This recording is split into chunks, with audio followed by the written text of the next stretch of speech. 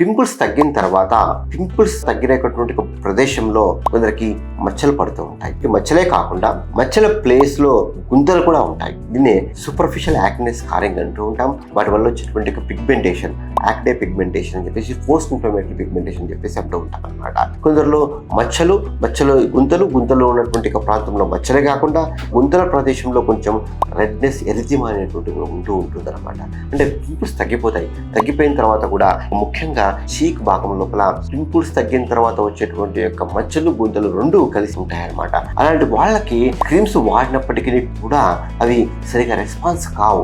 ఎందుకంటే గుంతలు అనేటువంటివి స్కార్స్, మచ్చలు అనేటువంటివి పింపుల్స్ తగ్గడం వల్ల వచ్చేటువంటి పోస్ట్ ఇన్ఫ్లమేటరీ పిగ్మెంటేషన్. సో ఈ రెండింటికి కలిపి ఏంటంటే మనము ఫ్రాక్షనల్ పికో లేజర్ ఒక లేజర్ ఉంటుంది.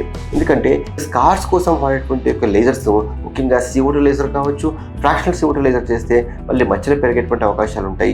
మైక్రోనీడ్లింగ్ రేడియో ఫ్రీక్వెన్సీ చేసినప్పుడు కూడా అది పిగ్మెంటేషన్ మీద అంతే గ్రేట్గా వర్కౌట్ కాకపోతే ఫ్రాక్షనల్ పికో లేజర్ చేసినప్పుడు ఈ రకంగా సూపర్ఫిషియల్గా ఉన్నటువంటి స్కార్స్తో పాటు ఉన్నటువంటి పిగ్మెంటేషన్ కూడా ఇంప్రూవ్ అవుతూ ఉంటుంది. లేజర్ వల్ల అడ్వాంటేజ్ ఏంటంటే ఫ్రాక్షనల్ పికో లేజర్ వల్ల స్కార్ యొక్క క్వాలిటీ కూడా ఇంప్రూవ్ అవుతుంది, స్కార్ ఇంప్రూవ్ అవుతూ ఉంటుంది, స్కిన్ క్వాలిటీ ఇంప్రూవ్ అవుతూ ఉంటుంది, స్కార్లో ఉన్నటువంటి మచ్చలు కూడా ఇంప్రూవ్ అవుతాయి. తర్వాత ఈ పింపుల్స్ వల్ల వచ్చేటువంటి రెడ్నెస్, ఆ యొక్క ఎరిజిమా కూడా తగ్గిపోతూ ఉంటుంది అనమాట.